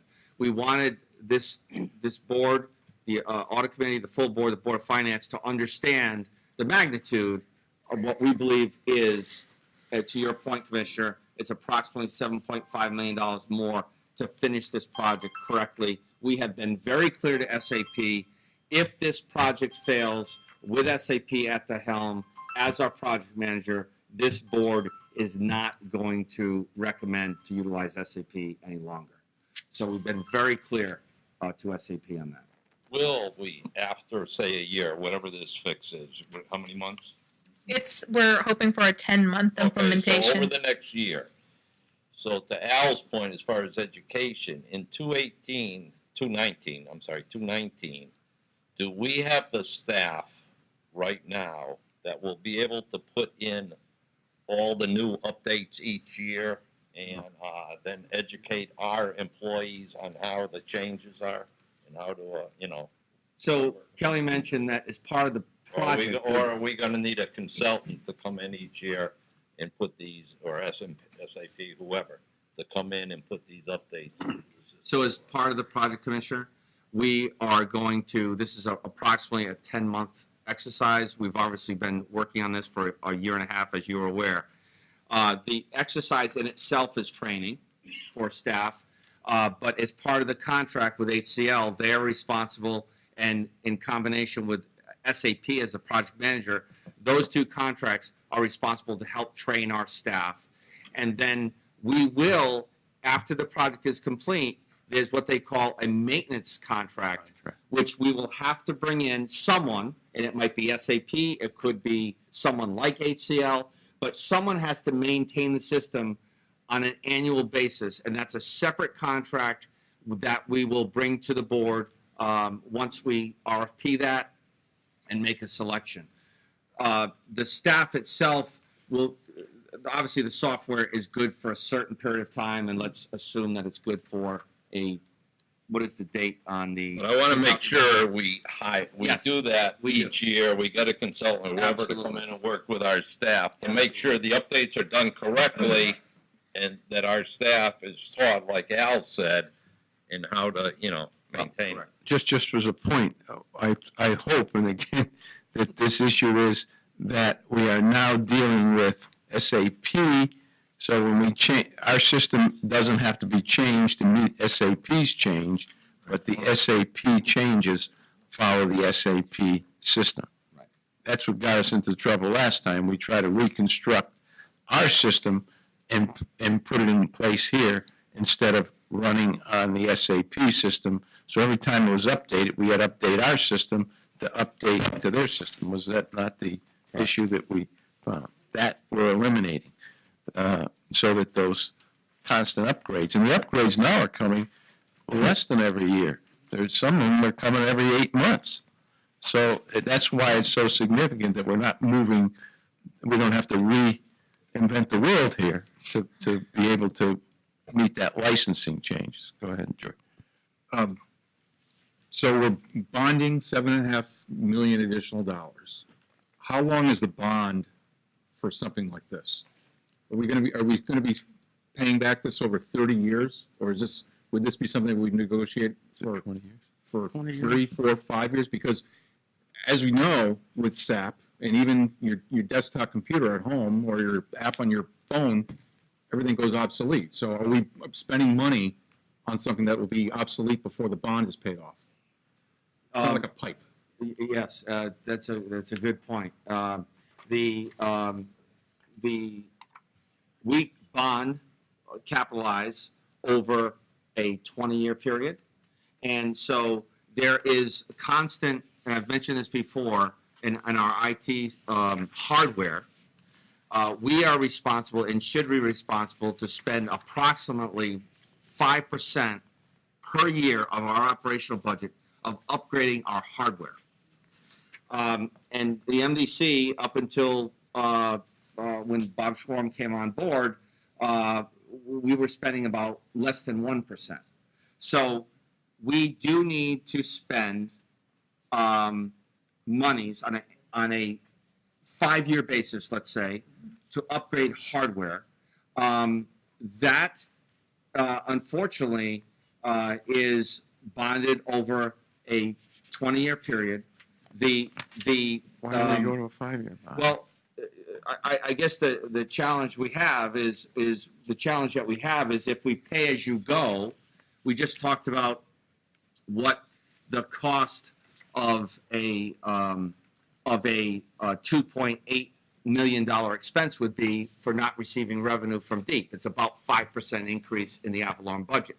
So as you shrink those durations, you're going to increase the debt service payment to the towns.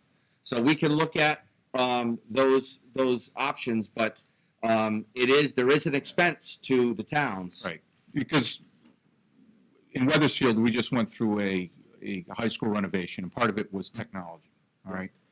And the last thing we wanted to do was, on throwaway laptops, is pay for those for 30 years, okay? Or the software that goes with them. And I know at the big giant corporation I work at, with regard to technology, as I have a laptop, when the warranty is up, okay, I get a new laptop, even if I don't need it, okay? So that's your 5% that you're talking about, which is separate than buying software services here. We had meetings about SAP in the last couple months. Yep. It's not that this has to be done. I'm just concerned about how we're going to pay for it and paying for something that will be obsolete in a certain amount of time. We do pay for a lot of those smaller products through the operational expense. As budget. just a capital, our Sure, capital budget. operational expense.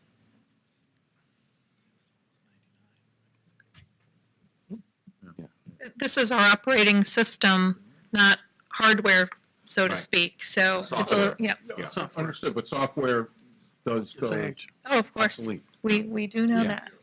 Yeah, every year. Yeah, and it's a maintenance, so it's a, you're buying the software up front for, quote, $20 million, and then you're maintaining it through an operational expense to keep it current. But part of this issue that you're having here is because we're stuck in 2003 or whatever the date was, the last time that SAP was updated. Is that true? 99. That was 20 years ago. It was updated in 2004. 2004. 99 was the original implementation.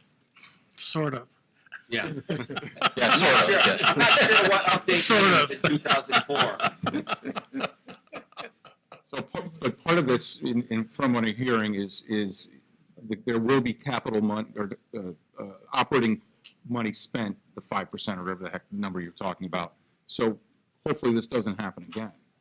In regard to Well, Wait- our waiting goal is 15 to years. not have this happen again. That's why we're going through this exercise and making sure it's done correctly this time with SAP at the helm and putting responsibility with them contractually for the success of the project. So when you go out for bonds for this, will it be 20 years or would you try? I think we got to review that with the We bond can council. review that and bring that back to the board in terms of what that I means to just the did- alarm. Right. Whether it's a short-term 5-year, Yep. not a bond, it could be a loan or a bond, but you're better off in the bond market. You're better off going the 20 years. Yeah, but you know, if it's a $5 million bond, and you're going to pay it back in 5 years, you're going to pay $1 million a year plus the interest. So that $1 million It won't impact. spread out over 8 towns is. But then it's obsolete. It's like, getting a car loan for, 80 months. Yeah, but the overall mainframe in the. Right. That stuff should last you 20 years. It's what you build onto it that you pay for on a shorter-term basis. Now, but you're right. Data centers in general are record every 3.5 years. So, it's. Digging down the hole. Questions? Someone here? Rich? Yeah, Scott, you had mentioned I'm there's sorry, going to be Jen. some milestones required here for SAP to hit. Is that part of their contractual arrangement? Yes, it is. That's a good thing. Deliverables, yes, Deliverables. deliverables with a holdback. Good. 4 specific milestones. John?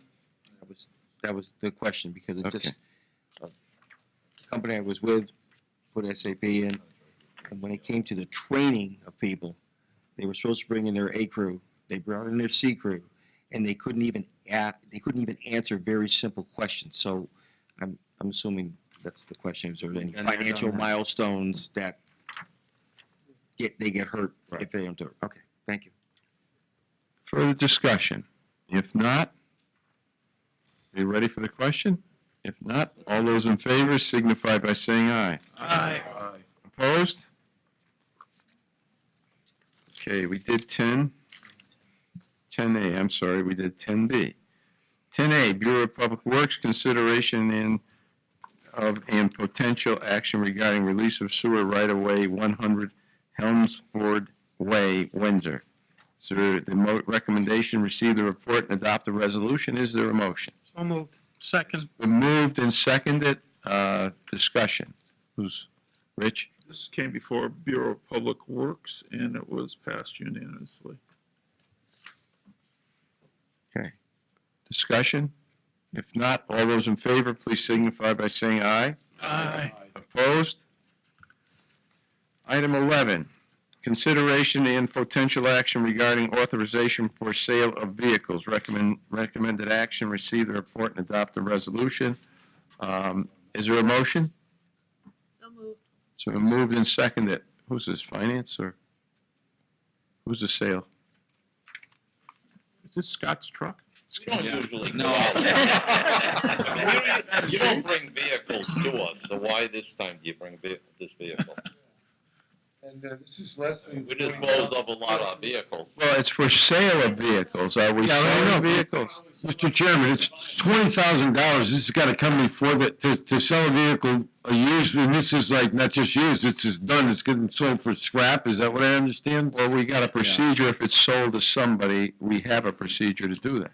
It's got to come before the district board for a $20,000 sale. I mean, it could have gone to Board of Finance. We could have done it, but I don't know why it has to come in front of the district board I for would- such a small amount. I Yeah, mean, I would, this is a piece of equipment that's extremely unique. In That terms truck, of, it's not a pickup truck. It's not truck. something that, most of our vehicles go to auction. Right. And we use it at the auction. This is not a vehicle that is typically, it's going to be bought at an auction. So I believe the concept was, because it's a unique vehicle and we're selling it specifically to a company, specific party. we wanted the board to agree that we could sell it to this company for $20,000. Selling it to. Just one of the vac trucks? or Yeah, it's one of the older vac trucks. I just have a question though. If it's to a specific company, it may be somebody that sits on this commission that has a relationship with that company. Shouldn't we know? Does it say the company? I'm asking, who is the company? Standard Equipment Company. Oh, it is Standard? Standard. Standard Equipment Company. Okay. Are there any relationships? I mean, as far as, yeah. There are, just abstain from it. Yeah. I don't know if. It's a scrap company, I assume. Typically, the vehicles are sold through auction. This one is being sold as scrap to a specific company. And the charter reference 2-12 says district board has control over sales of real and personal property. So that's the reason it's before the board. Got it. I got it, just, you know, I mean, what is it now, $170 million budget? I mean, well, we're gonna bring every $20,000 item here, that's it, so I see a picture of the truck. So moved. We have a Okay, motion. is there further discussion? Are you clear what we're doing here, or why we're doing it? Slap happy at 8 o'clock. Okay, all those in favor, please signify by saying aye. Aye. Opposed?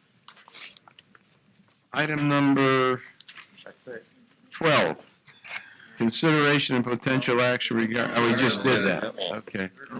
Taking care of that. 13, opportunity for general public comments. We outlasted Judy. Commissioners, questions and comments? Can we at a future date entertain amendment to our procedures here regarding an amount for situations like this on property? You know, I mean, $20,000. Can we refer that to the audit committee to make a recommendation? It's in the charter. But this is relative to the charter, we can't change that. I understand. They could issue authorization up to a certain amount. Yeah. Can we refer that to the audit committee? Further comments from commissioners? I have a question, Bill. Rich. The next board meeting in August, is the date still the first Monday? of- It's scheduled for Monday, August 6th. We'll need a special meeting before September 1. There's a meeting September 5th. My understanding is we gave them up until the date of September 1st. So if they don't meet that date, We can always have a special meeting on that. Okay, further, without any further comments, I'm sorry, Alan? Yeah, so Commissioner Clay didn't show up as we requested. So will we issue a second invitation prior to September 5th? I think that I I would recommend that we try to meet in a meaningful negotiation and try to accomplish something rather than bring the commissioner back before the board. He wrote a letter, explained that he's in Washington. Obviously, he's got a concern here. He was concerned on the Friday conversation. I think that we've just got to be able to understand that we've got to move forward in some kind of a meaningful negotiation here. And let's see how that goes down. I don't think it's productive to invite him to the September meeting when we're trying to negotiate something with him. I think he was sincere in his feeling that he wants to do something and resolve this. So let's see what we can do. Any further questions? If not, the proper motion to adjourn is in. Without objection, we stand adjourned.